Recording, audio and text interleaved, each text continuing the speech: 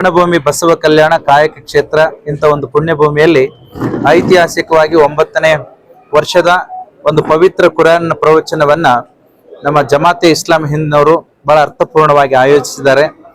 ನಿಜಕ್ಕೂ ನಮ್ಮ ಮಂಗಳೂರಿನ ಖ್ಯಾತ ಪ್ರವಚನಕಾರರಾಗಿರ್ತಕ್ಕಂಥ ಜನಾಬ್ ಮೊಹಮ್ಮದ್ ಕುಮಿ ಅವರು ಮಾನವನ ಉದ್ದೇಶ ಒಂದು ಇವತ್ತಿನ ವಿಶ್ವಶಾಂತಿಗಾಗಿ ಕುರಾನ್ನಲ್ಲಿರ್ತಕ್ಕಂಥ ಒಂದು ವಿಚಾರಧಾರೆಗಳು, ಮಾನವನ ಒಂದು ಬದುಕಿಗೆ ಬೇಕಾಗಿರ್ತಕ್ಕಂಥ ಒಂದು ಮೌಲ್ಯಗಳನ್ನ ನಾವು ಅಳವಡಿಸ್ಕೊಂಡು, ಏನು ಕುವೆಂಪು ಅವರು ಹೇಳ್ತಕ್ಕಂಥ ಒಂದು ಮಾತು ಇದೆ, ಮನುಜ ಮತ ವಿಶ್ವಪಥ ಅಂತಕ್ಕಂಥ ವಿಚಾರಧಾರೆಗಳು, ಬಸವಣ್ಣವರು ಹೇಳಿರ್ತಕ್ಕಂಥ ಇವನಾರವ ಎನ್ನದೆ ಇವ ನಮ್ಮವ ಅಂತ ಹೇಳಿ ಎಲ್ಲರನ್ನೂ ಯಾವುದೇ ಜಾತಿ ಮತ ಪಂಥ ಪಂಗಡ ಭೇದ ಇಲ್ಲಾರದಂತೆ, ಯಾವುದೇ ಹೆಣ್ಣು ಮಕ್ಕಳು ಅಂತಕ್ಕಂಥ ಭೇದ ಇಲ್ಲದೆ ನೋಡಿ, ಅವತ್ತಿನ ಕಾಲಘಟ್ಟದಲ್ಲಿ ಮೊಹಮ್ಮದ್ ಪೈಗಂಬರ್ ಅವರು ಹೆಣ್ಣು ಮಕ್ಕಳ ಬಗ್ಗೆ ಚಿಂತನೆ ಮಾಡ್ತಾರೆ.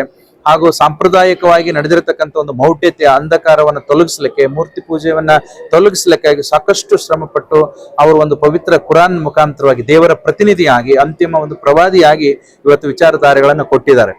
ಆ ಒಂದು ಕಾಲಕ್ಕೆ ತಕ್ಕಂತೆ ಪರಿಸರ, ಒಂದು ಭಾಷೆ ಬೇರೆ ಬೇರೆ ಆಗಿರ್ಬೋದು, ಆದರೆ ಚಿಂತನೆಗಳು, ಮಹಾತ್ಮರ ಚಿಂತನೆಗಳು ಎಲ್ಲ ಕಾಲಕ್ಕೂ ಸಹಿತ ಸರ್ವಮಾನ್ಯವಾಗಿದ್ದಾವೆ.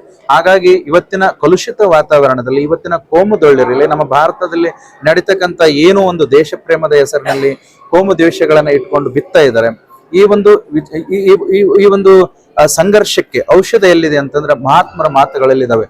ಅದಕ್ಕಾಗಿ ಏನು ಸರ್ವರಿಗೆ ಸಮಬಾಳು ಸರ್ವರಿಗೆ ಸಮಪಾಳು ಅಂತಕ್ಕಂಥ ಒಂದು ಮಾತು ಕೇವಲ ನಾಲಿಗೆ ತುದಿಯಲ್ಲಿ ಮಾತ್ರ ಇರೋದಲ್ಲ, ನಮ್ಮ ಅಂತರಂಗದಲ್ಲಿ ಅಳವಡಿಸ್ಕೊಳ್ಬೇಕಂತಕ್ಕಂಥ ವಿಚಾರಧಾರೆಗಳನ್ನ ಇವತ್ತು ಒಂದು ಬಸವ ಕಲ್ಯಾಣದಲ್ಲಿ ಈ ಒಂದು ಜಮಾತೆ ಇಸ್ಲಾಂ ಇಂದವರು ಪ್ರವಚನ ಮುಖಾಂತರವಾಗಿ ನಿಜಕ್ಕೂ ಸಹಿತ ಶ್ಲಾಘನೀಯ ಕಾರ್ಯವಾಗಿದೆ.